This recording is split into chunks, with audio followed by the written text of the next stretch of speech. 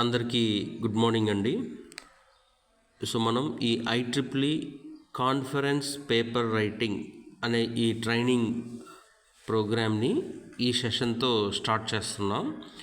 So ఈరోజు సెషన్లో just what is research outcome, what is paper writing, what is publication అనే basic థింగ్స్తో పాటు ఒక IEEE కాన్ఫరెన్స్ పేపర్ స్ట్రక్చర్ ఎలా ఉండాలి అనే టాపిక్స్ డిస్కస్ చేద్దామండి.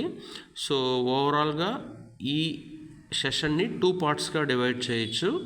సమ్ ఇంట్రడక్టరీ థింగ్స్, అది first part, and IEEE conference paper structure ఎలా ఉండాలి అనేది సెకండ్ పార్ట్. ఓకే, సో మనకి సెకండ్ పార్ట్ చాలా ఇంపార్టెంట్. ఆ సెకండ్ పార్ట్లో ఉన్న ఈచ్ ఐటమ్ని ఇన్ డీటెయిల్ ఎక్స్ప్లెనేషనే రిమైనింగ్ సెషన్స్ ఉంటాయి. సో మనం ఫస్ట్ రీసెర్చ్ ప్రాసెస్. సో ఈ రీసెర్చ్ స్టెప్ బై స్టెప్ ఎలా చేస్తారు అంటే, first identifying a research problem. So research ప్రాబ్లమ్ని ఐడెంటిఫై చేయాలి. Literature review. సో ఆ ప్రాబ్లం పైన ఆల్రెడీ వర్క్ చేసిన డిఫరెంట్ పీపుల్స్ వర్క్ ఏంటి అనేది చూడాలి.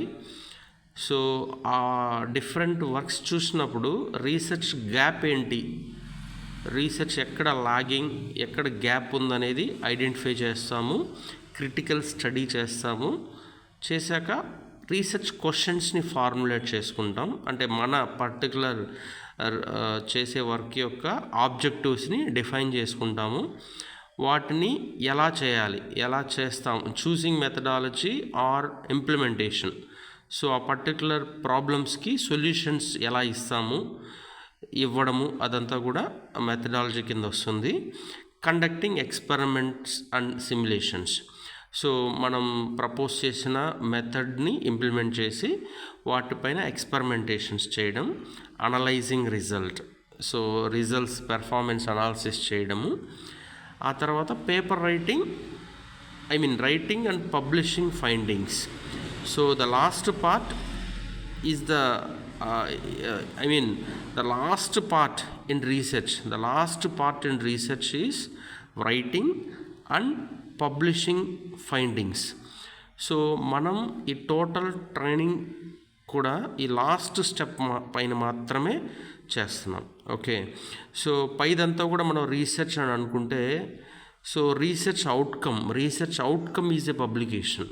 అంటే రీసెర్చ్ చేసిన తర్వాత ఆ టోటల్ రీసెర్చ్ని డాక్యుమెంట్ చేయడాన్నే పబ్లిషింగ్ ఆర్ పబ్లికేషన్ అంటారు.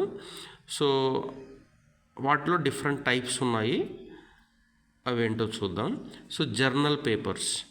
సో ఈ మన రీసెర్చ్ ఫైండింగ్స్ని పబ్లిష్ చేయడానికి మేజర్ సోర్స్ వచ్చేసి journal papers. So journal papers అంటే different national and international journals establish అయి ఉంటాయి. సో వాళ్ళకి మనం ఒక పేపర్ రాసి వాళ్ళకి పంపిస్తాం, వాళ్ళు పబ్లిష్ చేస్తారు. వాళ్ళు రివ్యూ చేశాక పబ్లిష్ చేస్తారు. అది జర్నల్స్. సో జర్నల్స్లో కూడా డిఫరెంట్ టైప్స్ ఉంటాయి. హయ్యెస్ట్ స్టాండర్డ్ జర్నల్స్ కొన్ని ఉంటాయి, అండ్ లీస్ట్ స్టాండర్డ్ జర్నల్స్ కూడా కొన్ని ఉంటాయి. సో జనరల్గా ఒక జర్నల్ బెటరా కాదా అని డిసైడ్ చేసుకోవడం ఆథర్కి కానీ ఆ ఇన్స్టిట్యూషన్స్కి కానీ చాలా డిఫికల్ట్ అనమాట. అందువల్ల ఇండెక్సింగ్ ఏజెన్సీస్ అని కొన్ని ఉన్నాయి. సో ఆ ఇండెక్సింగ్ ఏజెన్సీస్ ఏం చేస్తాయంటే, వాళ్ళు కొన్ని క్వాలిటీ మెట్రిక్స్ పెట్టుకుంటారు. ఆ క్వాలిటీ ప్రాసెస్ని డిఫైన్ చేస్తారు. ఆ ప్రాసెస్ని ఫాలో అవుతున్న జర్నల్స్ అన్నిటినీ కూడా వాళ్ళ ఇండెక్స్లో ఇంక్లూడ్ చేస్తారు. సో అలాంటి ఇండెక్సెస్ చాలా ఉన్నాయి. యాక్చువల్గా choosing a journal is difficult and choosing indexing agency is also difficult. అంటే జర్నల్స్ చాలా ఉన్నాయి, at the same time indexing agencies కూడా చాలా ఉన్నాయి. సో వాటిల్లో కొన్నిటిని డిఫరెంట్ ఇన్స్టిట్యూషన్స్ స్టాండర్డ్గా తీసుకుంటారు.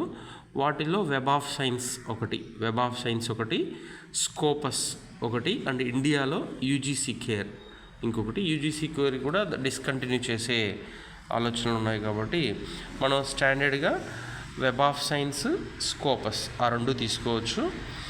వెబ్ ఆఫ్ సైన్స్లో కూడా ఈఎస్సిఐ, ఎస్సిఐ అనే డిఫరెంట్ కేటగిరీస్ ఉన్నాయి. సో ఆ విధంగా ఒక జర్నల్ యొక్క స్టాండర్డైజేషన్ని క్లాసిఫై చేసుకోవచ్చు. సో మనం ఒక పేపర్ రాశాక జర్నల్కి పంపిస్తే ఆ జర్నల్ ఫ్రీగా పబ్లిష్ చేయొచ్చు, పేమెంట్తో కూడా పబ్లిష్ చేయొచ్చు. అలాగే మనం పంపించిన పేపర్ని జర్నల్లో వాళ్ళు పబ్లిష్ చేసినప్పుడు అది ఓపెన్ యాక్సెస్ అంటే అది అందరూ వ్యూవర్స్ అందరూ కూడా చూడడానికి వీలుగా ఉండొచ్చు, దాన్ని ఓపెన్ యాక్సెస్ అంటారు. అలా ఓపెన్ యాక్సెస్ సపోర్ట్ చేయని జర్నల్స్ కూడా ఉంటాయి. సో అండ్ మనం ఈ ట్రైనింగ్ సెషన్లో ఫోకస్ చేసేది జర్నల్ పేపర్స్ కాదు. సో జర్నల్ పేపర్ యొక్క characteristics is different, okay, compare to conference papers. So conference papers అంటే ఏంటంటే it is something like a short discussion, not a lengthy discussion like journal paper. Conference పేపర్లో జనరల్గా షార్ట్గా ఉంటుంది, బ్రీఫ్గా, సింపుల్గా ఉంటుంది. సో అలా ఒక పేపర్ డ్రాఫ్ట్ చేసి, పేపర్ టైప్ చేసి మనం కాన్ఫరెన్స్ వాళ్ళకి పంపిస్తాం. వాళ్ళు రివ్యూ చేశాక యాక్సెప్ట్ చేస్తే రిజిస్ట్రేషన్ ఫీ ఉంటుంది. ఫ్రీ కాన్ఫరెన్సెస్ ఆల్మోస్ట్ ఏమీ ఉండవు. సో ఖచ్చితంగా సమ్ రిజిస్ట్రేషన్ ఛార్జ్ ఉంటుంది. సో ఆ అమౌంట్ పే చేశాక they will give a schedule. So schedule ఇస్తారు. ఆ పర్టికులర్ టైం స్లాట్లో ఆథర్ ప్రజెంటేషన్ ఇవ్వాల్సి ఉంటుంది, either online or offline. Mostly nowadays we have online facility as well. So book చాప్టర్స్గా కూడా మనం ఈ రీసెర్చ్ యొక్క అవుట్కమ్ని పబ్లిష్ చేయొచ్చు. Thesis or dissertation. So this is more like academic practice. So పిహెచ్డిలో అయితే థీసిస్ కానీ అలా సబ్మిట్ చేస్తాం. That is also a research outcome are publication. నా మనం చేయబోయేది ఏంటంటే IEEE కాన్ఫరెన్స్ పేపర్ ఎలా రాయాలి, ఎలా పబ్లిష్ చేయాలి, సో దాని టోటల్ ప్రాసెస్ గురించే మనం ఫోకస్ చేస్తాం.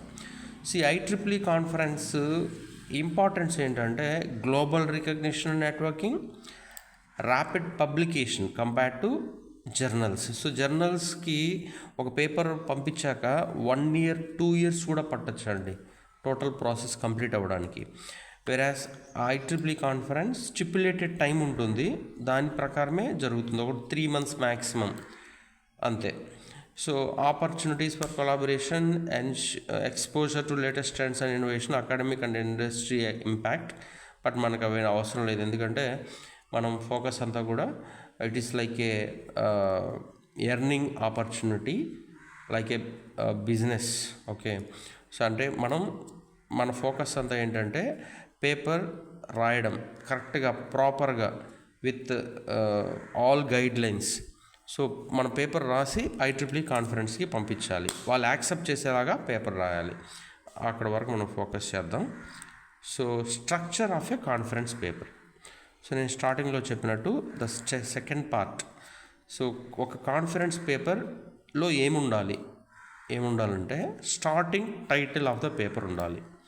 సో ఆ తర్వాత ఆథర్ ఇన్ఫర్మేషన్, ఆ తర్వాత abstract, keywords, introduction, literature review, methodology, experimental result, discussion, conclusion and feature work, references. So ఇవన్నీ ఇదే ఆర్డర్లో ఒక పేపర్లో ఉండాలండి. సో ప్రాపర్గా వీటన్నిటినీ ప్లేస్ చేసుకుంటూ వెళ్ళి మనం పేపర్ రైటింగ్ని కంప్లీట్ చేస్తాం. సో ఇక్కడ నేను మెన్షన్ చేసింది జస్ట్ ఏమేమి ఉంటాయి అని చెప్పాను.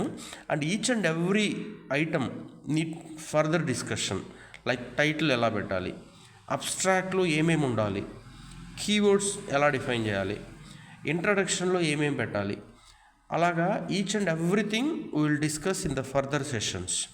But now length. సో ఒక IEEE కాన్ఫరెన్స్ పేపర్, మనం ఇంతకుముందు స్లైడ్లో చెప్పింది just conference paper.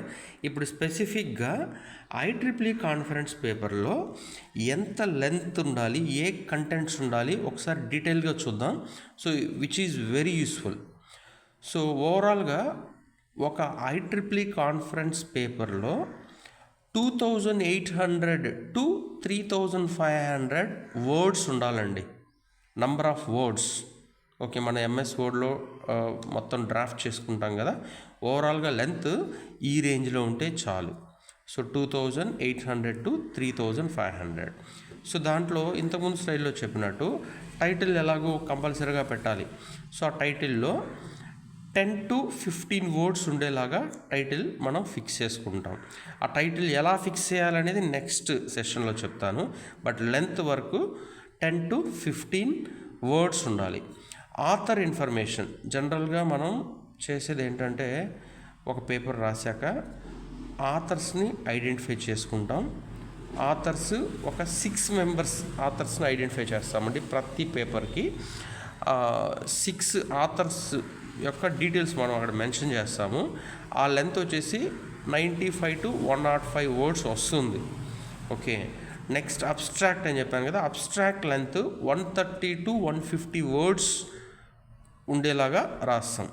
Keywords 8 to 12 words. Introduction 350 to 500 words. Literature review or background 400 to 600 words. And methodology or proposed work. So యాక్చువల్గా మేజర్ థింగ్ ఏంటంటే methodology or proposed work, experimental result. So ఈ రెండు key అనమాట అన్నిటికంటే కూడా. So కాబట్టి ఈ methodology or proposed వర్క్కి 450 to 750 వర్డ్స్ పెట్టున్నాము. అండ్ 1 ఫిగర్ కంపల్సరీగా ఇక్కడ ప్లాట్ చేయాల్సి ఉంటుంది. మన కాపీ పేస్ట్ కాదని అంతా మనం ఒరిజినల్గా జెన్యున్గా గీయాలి, ఎలానో చెప్తాను. నెక్స్ట్ ఎక్స్పెరిమెంటల్ రిజల్ట్, దీనికి వచ్చేసి 450 to 650. సో ఆ పర్ఫార్మెన్స్ టేబుల్ కానీ ఫిగర్ కానీ ఒకటి వేయాలి. అంటే మనం ప్రపోజ్ చేసే మెథడ్ యొక్క పర్ఫార్మెన్స్ని అనాలిసిస్ కాదండి, జస్ట్ ఆ పర్ఫార్మెన్స్ని చూపించేదానికి ఒక ఫిగర్ కానీ ఒక టేబుల్ కానీ మనం ప్లేస్ చేయాలి ఈ సెక్షన్లో. అలాగే ఇంకొక table for comparison, already existing టెక్నిక్స్కి మన టెక్నిక్కి ఉన్న కంపారిజన్ మ్యాండేటరీగా ఒక టేబుల్ ప్లేస్ చేయాలి. సో ఆ తర్వాత కంక్లూషన్స్ అండి. కంక్లూషన్స్ 120 to 200 వర్డ్స్ ఉండేలాగా కంక్లూషన్స్ ప్లేస్ చేయాలి. Next last section references. So references అంటే జస్ట్ మనం ఎగ్జిస్టింగ్ వర్క్స్ని మనం ఇక్కడ లిస్ట్ అవుట్ చేస్తాం. దీంట్లో పెద్ద వర్క్ ఏమి ఉండదు, ఇది సిస్టమేటిక్గా చేస్తే అయిపోతుంది. అండ్ ఈ రెఫరెన్సెస్ లెంత్ కూడా 500 to 660. అంటే యాక్చువల్గా ఒక రెఫరెన్స్కి 33 వర్డ్స్ అని అనుకుంటాము. సో దానికి కరస్పాండింగ్గా అప్రాక్సిమేట్లీ 20కి అటు ఇటుగా మనం 15 to 20 తీసుకుంటాం. 15 రెఫరెన్సెస్ టు 20 రెఫరెన్సెస్ తీసుకుంటాం. అలా ఓవరాల్గా 2800 to 3500 వర్డ్స్తో మనం పేపర్ డ్రాఫ్ట్ చేయాల్సి ఉంటుంది. సో ఈ ఫార్ములా మాత్రం క్లియర్గా ఫాలో అవ్వాలండి.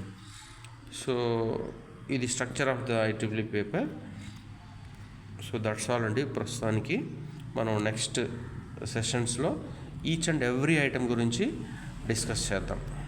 Thank you.